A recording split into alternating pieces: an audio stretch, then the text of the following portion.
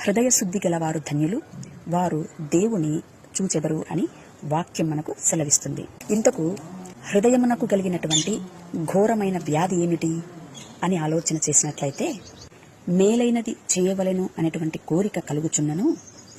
దానిని చేయలేక, అనగా చేయగోరేటువంటి మేలును చేయలేక చేయగోరని కీడును చేస్తూ, ఇట్టి పాపపు నియమము కలిగినటువంటి చెరలో నేను ఉన్నాను అనేటువంటి సోయ కూడా లేకుండా, అనగా పాపపు నియమము కలిగినటువంటి సర్పము యొక్క చెరలో బందీ అయ్యున్నటువంటి మానవుడు మృత్యువు యొక్క కోరల్లో బందీ అయి నిరంతరము మార్పుకు లోనవుతూ చివరాఖరికి మృత్యువు చేత కునిపోబడుతున్నాడు అనేటువంటి జ్ఞానము లేక ఉండటమే ఈ హృదయమునకు కలిగినటువంటి ఘోరమైనటువంటి వ్యాధి. ఇంతకు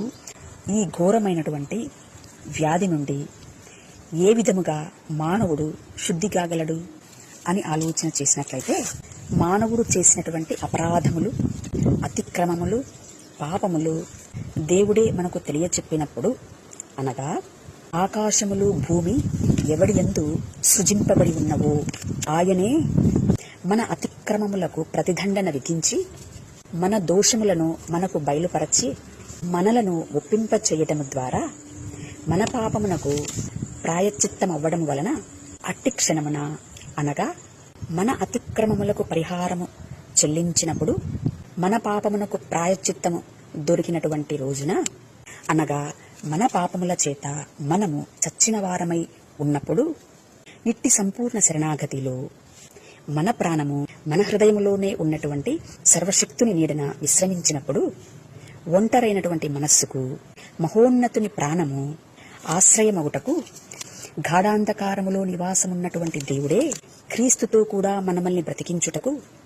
హృదయ సున్నతి ద్వారా తాను మనమల్ని దర్శించడం జరుగుతుంది. ఈలాగున హృదయము శుద్ధి కాబడినప్పుడు మనస్సు చావును లేదా మృత్యువును జయించి మృతులలో నుండి మహిమకు పునరుద్ధానమైనటువంటి మహోన్నతుడైన క్రీస్తునందు తిరిగి జన్మించినదై క్రీస్తుకు కలిగినటువంటి సంపూర్ణయతయందు పరిపూర్ణమగుటలో అంతరంగమందు దినదినము అభివృద్ధి పరచబడుటకు క్రీస్తునందు స్థిరపరచబడడం జరుగుతుంది.